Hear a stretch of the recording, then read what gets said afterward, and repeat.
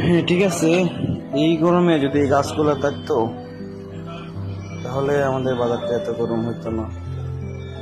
ঠিক আছে, বিনিময়ে আমরা বড় একটা হাইওয়ে পাইছি, জ্যাম জট মুক্ত একটা বাজার পাইছি।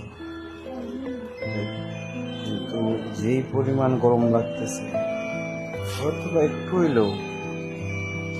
হইলেও আমরা শান্তি পাইতাম গাছগুলো থাকে।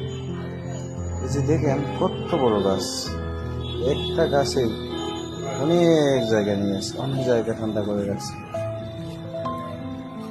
চিন্তা করেন, আজ থেকে 15 বছর আগে আমাদের বাজারটা কেমন ছিল, বাজারের পরিবেশটা কেমন ছিল।